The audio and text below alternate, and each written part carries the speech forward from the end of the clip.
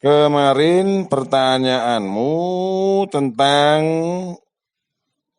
Islam terpecah menjadi 73 golongan. Benar, Pak.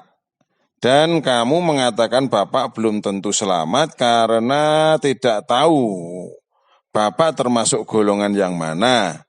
Karena keputusan golongan yang benar bukan di tangan Bapak, tetapi di tangan Tuhan. Bukankah begitu? Pertanyaanmu kemarin. Iya benar, Pak. Pertanyaanmu ini tidak ada sangkut pautnya dengan kamu maupun agama kamu. Walaupun demikian, Bapak akan menjawabnya. Mari kita lihat bunyi hadisnya secara utuh. Hadis itu lengkapnya bunyinya begini. Orang-orang Yahudi bergolong-golong terpecah menjadi 71 atau 72 golongan. Orang Nasrani bergolong-golong menjadi 71 atau 72 golongan. Dan umatku, kaum muslimin, akan bergolong-golong menjadi 73 golongan. Yang selamat daripadanya satu golongan dan yang lain celaka. Ditanyakan, siapa yang selamat itu, wahai Rasulullah? Kemudian Rasulullah menjawab, Ahlus Sunnah wal Jamaah. Dan kemudian ditanyakan lagi, apakah Ahlus Sunnah wal Jamaah itu? Beliau menjawab, apa yang aku berada di atasnya hari ini dan beserta sahabatku diajarkan oleh Rasulullah SAW dan diamalkan beserta para sahabat.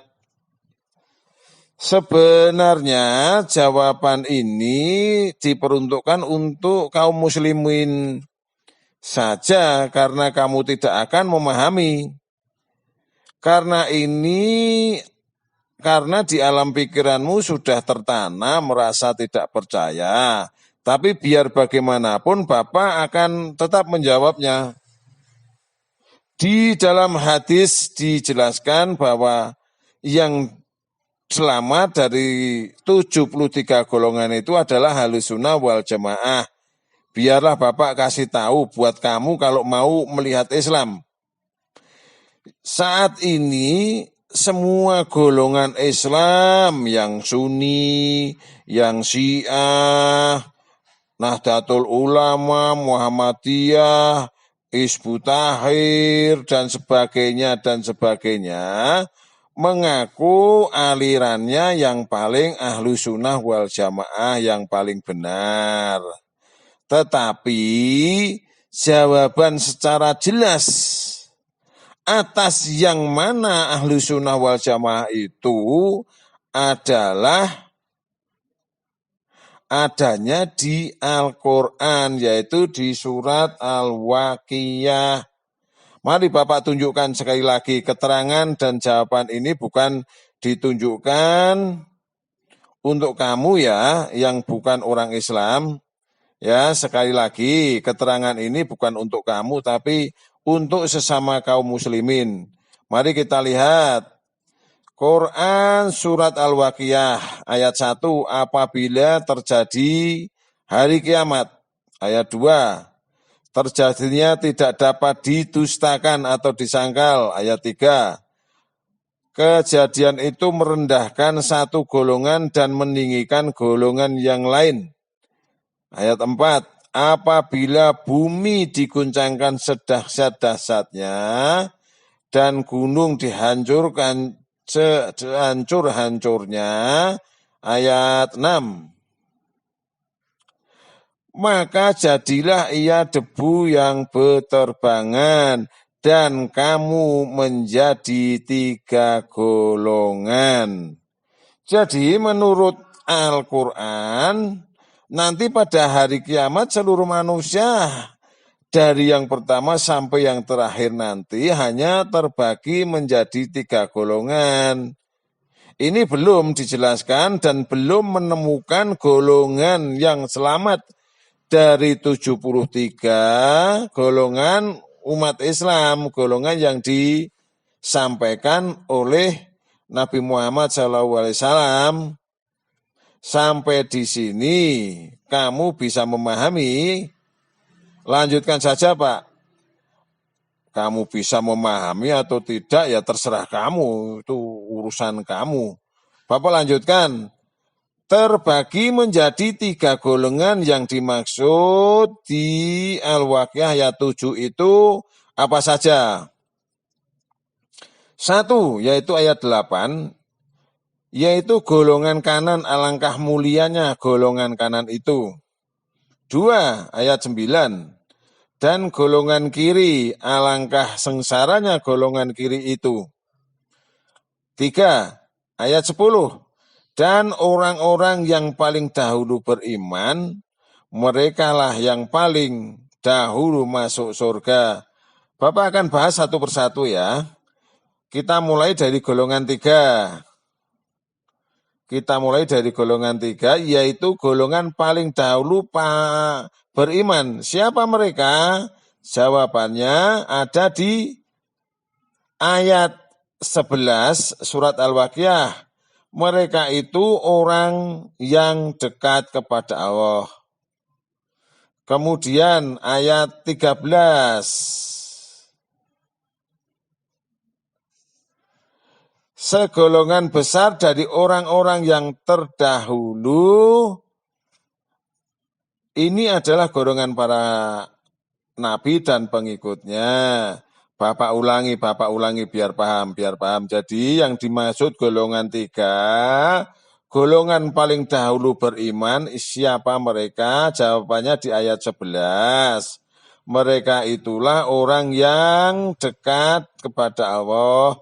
Dan ayat 13, segolongan besar dari orang-orang yang terdahulu. Itu golongan 3. Ini adalah golongan para nabi dan pengikutnya. Dan ayat 14-nya, dan segolongan kecil dari orang-orang yang kemudian. Ini adalah golongannya orang-orang alim, orang yang dekat kepada Allah, dan jumlahnya sangat sedikit. Selanjutnya kita bahas golongan 2. Yaitu golongan kiri, alangkah sengsaranya golongan kiri itu. Siapakah mereka? Jawabannya ada di Al-Waqiah ayat 45. Sesungguhnya mereka sebelum itu dahulu hidup bermewah-mewah. Kemudian ayat 46, dan mereka terus-menerus mengerjakan dosa yang besar. Apakah ada di agamamu keterangan tentang dosa besar dan dosa kecil? Saya belum mempelajari, Pak. Bapak akan lanjutkan saja. Yang ketiga, kita bahas golongan 1, yaitu golongan kanan. Alangkah mulianya golongan kanan itu. Siapakah mereka golongan kanan itu? Jawabannya di Al-Waqiah ayat 39, yaitu segolongan besar dari orang-orang yang terdahulu. Ini adalah golongannya umat-umat nabi-nabi yang terdahulu. Jumlahnya sangat besar. Apakah kamu tahu berapa jumlah nabi? Tidak, Pak. Jumlah nabi ada 124.000. Kalau nggak percaya, hitung sendiri sana. Bercanda, Bapak bercanda. Kamu bisa googling kok. Kalau kamu bisa googling untuk mencari tahu jumlah nabi. Iya, Pak. Kita lanjutkan masih di golongan kanan. Yaitu jawabannya lagi ada di ayat 40. Dan golongan besar pula dari orang-orang yang kemudian. Orang yang kemudian itu siapa? Yaitu orang-orang zaman kita sekarang ini, yaitu golongan orang-orang Islam. Golongan orang-orang Islam yang mana? yaitu golongan Islam Sunni, karena jumlah populasi Islam Sunni sekarang ini 90% dari keseluruhan umat Islam di dunia. Kalau populasi Islam sekarang ini 2 miliar, berarti sekitar 1,8 miliar. Tahukah kamu apa itu Islam Sunni? Ya, tentu saja tidak tahu. Iya Pak, saya tidak tahu. Yaitu Islam yang mengikuti ahli sunnah wal jamaah, termasuk Bapak. Sesuai hadis Nabi tadi, yang selamat adalah jawaban Rasulullah, ahlu sunnah wal jamaah.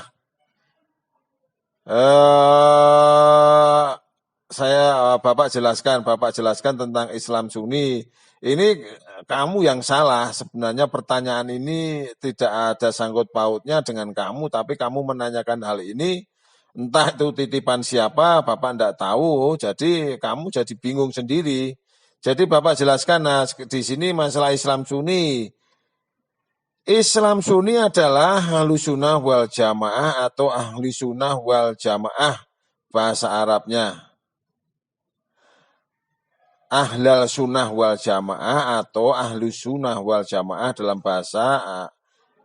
bahasa Arab, atau lebih sering disingkat ahlul sunnah.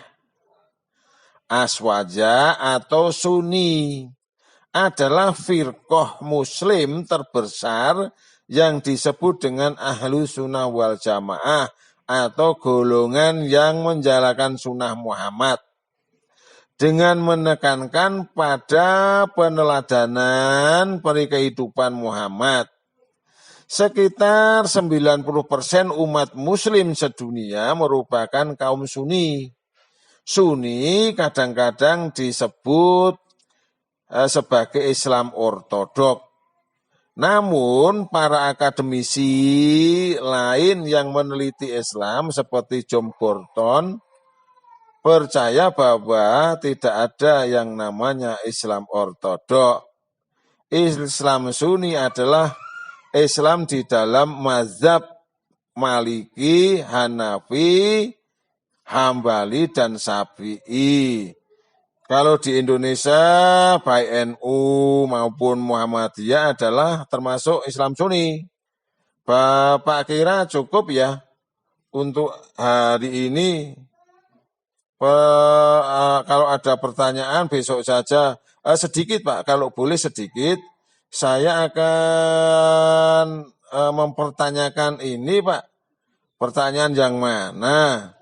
Pertanyaan surat Al-Waqiah, surat nomor 56, ayat 40, yang Bapak sampaikan tadi, dan segolongan besar pula dari orang yang kemudian. Ini Pak, ini kan yang dimaksud di Al-Quran ini kan umat keseluruhan umat manusia, bukan umat Islam saja. Jadi bagaimana maksudmu ini? Bapak malah agak bingung. Bagaimana maksudmu? Nah, sekarang ini populasi Islam, populasi agama di dunia itu kan paling besar adalah agama Nasrani, Pak, bukan agama Islam. Maksud kamu, ayat 40 itu ditujukan sebagai golonganmu. Apa benar demikian? Iya, Pak. Karena umat beragama di seluruh dunia saat ini yang paling besar umat Kristiani atau yaitu termasuk Katolik dan Kristen. Sebenarnya Bapak bisa mendebat kamu tentang data statistik penduduk agama di bumi. Tapi itu kelamaan. Bapak akan menyampaikan seperti ini aja. Kamu ini bagaimana toh? Katanya kamu tidak percaya Nabi Muhammad. Katanya kamu tidak percaya Al-Quran. Kenapa ayat Al-Quran kamu jadikan hujah sebagai dasar argumentasimu? Dan lagi, dasar Bapak untuk tidak mau berdebat dengan kamu, kalau sekiranya ayat 40 dari surat Al-Waqiah itu ditujukan untuk golongan Nasrani atau golongan Kristen, tentunya yang paling dahulu beragama Kristen Nabi Muhammad. Tetapi pengikut kami, Nabi Muhammad tidak mengikuti agama Kristen. Jadi ayat ini ditujukan sebagai gambaran untuk orang-orang yang beragama Islam, bukan agama kamu. Karena panutan kami kan Nabi Muhammad, sedang Nabi Muhammad saja tidak masuk Kristen. Kalau ini ayat ini ditujukan untuk agama Kristen, tentunya Nabi Muhammad yang duluan masuk Kristen, bukankah begitu? Oh iya Pak. Ya sudah, untuk hari ini cukup dulu. Kamu pikir-pikir dulu, jadi jangan terlalu masuk ke dalam pembahasan ke dalam agama Islam. Kita bahas hanya kulit saja. Nanti kalau dibahas masalah dalam, masalah daging agama Islam, nanti akan banyak perdebatan di antara Bapak dan orang-orang yang tidak setuju dengan pendapat Bapak, karena begitu luasnya agama. Jadi ya permintaan Bapak kalau membahas agama untuk kulitnya saja, jangan sampai ke dalam. Saya kira demikian ya. Terima kasih. Assalamualaikum warahmatullahi wabarakatuh.